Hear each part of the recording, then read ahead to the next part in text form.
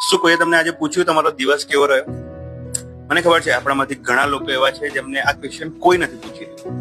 હું તમને પૂછી રહ્યો છું. શું આજના દિવસમાં કોઈ એવી વસ્તુ થઈ કે જેના પ્રત્યે તમને એવું લાગે કે આ વસ્તુ મારા જીવનમાં બહુ સારી હતી કે તમે ઓબ્ઝર્વ નથી કરી? જીવનમાં આપણે એટલા વ્યસ્ત થઈ ગયા છીએ અને આપણું બિહેવિયર એટલું કમ્પ્લેનિંગ થઈ ગયો છે કે આપણે આપણી આસપાસ ઘટી રહેલી સારી વસ્તુને ઓબ્ઝર્વ જ નથી કરી રહ્યા. એ કંઈ પણ હોઈ શકે. તમે ઓફિસ પહોંચો ને તમારા માટે તમારો વોચમેન દરવાજો ખોલે, ધેટ્સ અ ગુડ થિંગ.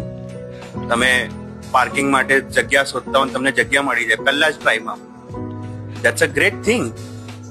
પણ આપણે એ બધી નાની નાની સ્મોલ વસ્તુઓને એકનોલેજ નથી કરી રહ્યા. એના પ્રત્યે આપણે ગ્રેટિટ્યુડની ફિલિંગ નથી લાવી રહ્યા. જીવનમાં આપણી પાસે એટલું બધું છે કે જે કોઈના માટે એક સપનું છે, કોઈના માટે પ્રાર્થના છે. મારો કહેવાનો મતલબ છે કે તમારી લાઈફમાં બહુ બધી એવી બ્લેસિંગ્સ છે, ચાહે કોઈ વસ્તુ હોઈ શકે, કોઈ માણસ હોઈ શકે, કોઈ દોસ્ત હોઈ શકે, કોઈનો કોઈ પાર્ટનર હોઈ શકે, પેરેન્ટ્સ હોઈ શકે. બટ શું આપણે એને એકનોલેજ કરી? શું આપણે એ વસ્તુ માટે ગ્રેટફુલનેસ ફીલ કરી? ક્યારે નથી કરી? Start doing it. કોઈ વાંધો નહીં, અત્યાર સુધી નથી કર્યું, હવેથી કરીએ. એક આદત બનાવીએ.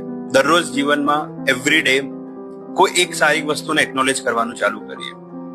તમારો દિવસ ગમે તેવો જઈ રહ્યો હોય, કોઈ એક વસ્તુ એવી હશે તમારા લાઈફમાં એવરી ડે જે બહુ સારી થઈ રહી હશે, જેના માટે તમે ભગવાનને ધન્યવાદ કહી શકો છો, જેના માટે તમે ગ્રેટિટ્યુડની ફિલિંગ લાવી શકો છો. Start seeing that happy moments, start seeing that good things. Bad things બધા જોઈ રહ્યા છે, બટ બેડ થિંગ્સની અંદર પણ ગુડ થિંગ્સ જોવાનું ચાલુ કરીએ.